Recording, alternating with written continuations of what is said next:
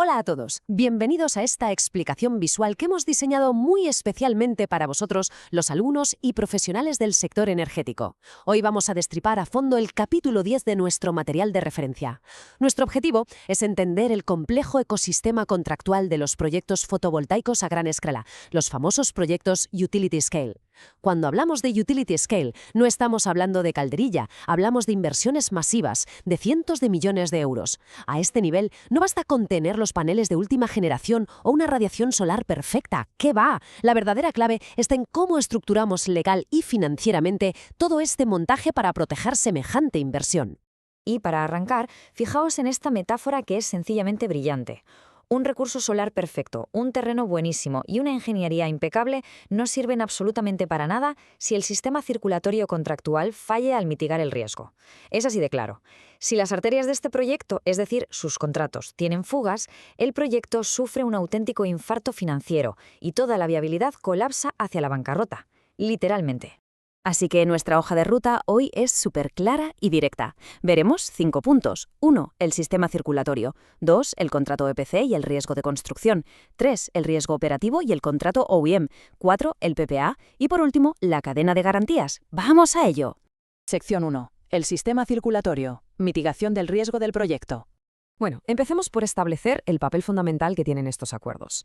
A ver, por muy perfecta que sea la ingeniería, todo se reduce a una sola cosa: dónde recae el riesgo y quién asume el golpe si las cosas no salen como dice el Excel. Los bancos y los fondos de inversión miran estos contratos con lupa, precisamente para verificar que los riesgos se alejen de la sociedad vehículo del proyecto, el famoso SVP. Y tiene todo el sentido. Pensad que un SPV o Special Purpose Vehicle es una entidad legal aislada. Solo tiene la planta solar. No hay una empresa matriz gigante detrás lista para absorber pérdidas millonarias. Por lo tanto, si un contrato no tiene penalidades duras, el banco se come ese riesgo directamente. Y en el Project Finance eso es un no rotundo. Pasamos a la sección 2. Contrato EPC, riesgo de construcción. Aquí tenemos nuestro escudo principal contra los sobrecostes y los retrasos durante la obra. Para los bancos, el estándar indiscutible en grandes proyectos es la modalidad LSTK, el famoso llave en mano a precio alzado. ¿Y por qué exigen esto frente a tener múltiples contratos? Pues muy sencillo. Si tienes varios proveedores y algo falla, todos empiezan a pasarse la pelota, creando un vacío de responsabilidad enorme. El modelo llave en mano concentra todo el riesgo en un único contratista y con un precio inamovible. Es una forma de encapsular el coste, el CAPEX, en el modelo financiero para que quede totalmente hermético. Y echad un vistazo a esta tabla. Estos son los criterios estrictos que usan los prestamistas para evaluar a ese contratista EPC.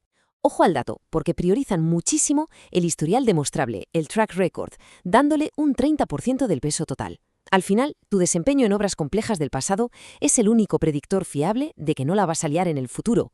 Esto, sumado a la solvencia financiera, importa muchísimo más que el simple precio.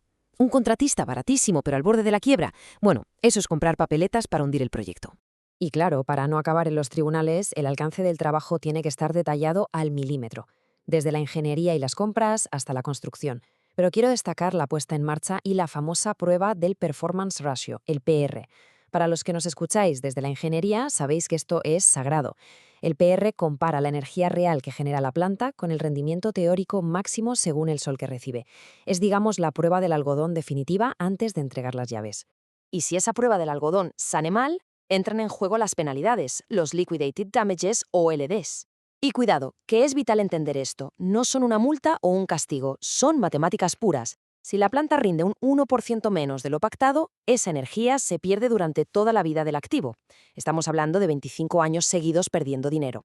Por eso la norma exige que el constructor compense esa pérdida brutal de ingresos futuros mediante un pago inicial masivo, cubriendo al menos el 80% de ese valor. Sección 3. Contrato OMM. Riesgo operativo. Vale, ya tenemos la planta construida. Pero cuidado, una planta perfecta que se opera mal destruye valor a una velocidad de vértigo. En la modalidad Full Service, el operador tiene que garantizar una disponibilidad técnica mínima del 97,5%. Es un número mágico. ¿Por qué dejamos ese 2,5% fuera?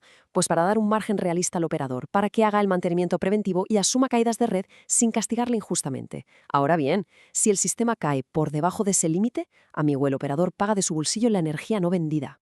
Mantener semejante nivel de disponibilidad requiere un trabajo exhaustivo. Y en América Latina esto tiene sus matices. Pensad en proyectos ubicados en el desierto de Atacama o en el norte de México, ambientes áridos y con muchísimo polvo.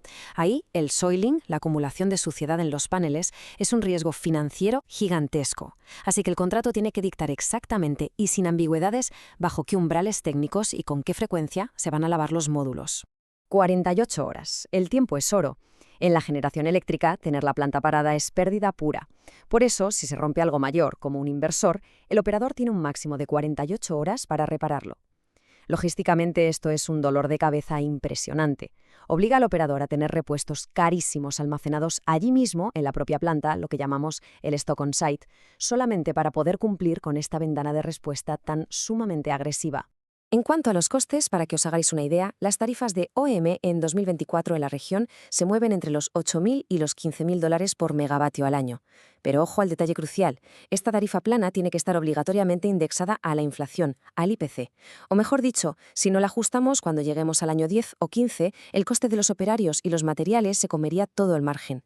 Y eso crearía un incentivo perverso terrible. El contratista querría abandonar la planta porque el contrato sería económicamente insostenible. Pasamos a la sección 4, PPA, riesgo de mercado. Aquí entramos en el motor de los ingresos, el PPA. Y la base de todo esto depende del tipo de acuerdo que firmes. Imaginad un escenario donde llueve una semana seguida, o simplemente la red no necesita tu energía. En un modelo Take and Pay, si el cliente no toma la energía, tú no cobras un duro. Así de fácil. Sin embargo, bajo una estructura Take or Pay, la planta recibe su dinero por la energía que estaba lista para inyectar, la haya consumido el cliente o no. Es lógico, ¿verdad? Por eso los bancos siempre exigen contratos take or pay para asegurar la viabilidad. Y esto nos lleva a la cláusula de Dinked Energy, o energía compensada. Este es, sin lugar a dudas, el punto de mayor fricción en las negociaciones en América Latina hoy en día, especialmente en redes que están muy congestionadas. Cuando el operador del sistema eléctrico ordena desconectar tu planta para no quemar las líneas, lo que llamamos el curtailment, surge una pregunta enorme. ¿Esa energía que podías haber vendido? ¿Quién te la compensa? El impacto financiero de negociar bien esta única cláusula es brutal. Préstate atención. Puede elevar tu ratio de cobertura de servicio de deuda, el DSCR, entre 0,10 y 0,15 puntos. En el mundo real, eso significa que el banco te va a permitir apalancar el proyecto entre un 5 y un 8% más. Es decir, los promotores arriesgan muchísimo menos capital propio, menos equity, y el proyecto se financia mucho mejor. Literalmente cambia las reglas del juego. Y por fin, la sección 5, la cadena de garantías.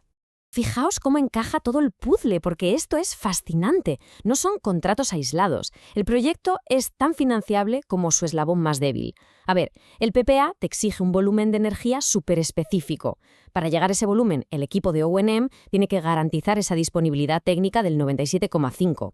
Y para que ellos puedan prometer eso sin pillarse los dedos, el constructor EPC ha tenido que entregarles una planta con una eficiencia inicial intachable.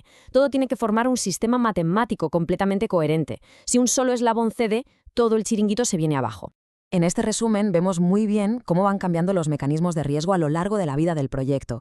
Y hay un detalle súper curioso en la resolución de disputas. Fijaos que mientras los problemas del EPC o del PPA se van a arbitrajes legales larguísimos y súper complejos, las discusiones del día a día en el O&M se delegan a un panel de expertos. Y tiene todo el sentido. Una discrepancia técnica se arregla mucho más rápido y barato metiendo a 2 ingenieros especialistas en una sala que a un equipo de abogados en un tribunal internacional.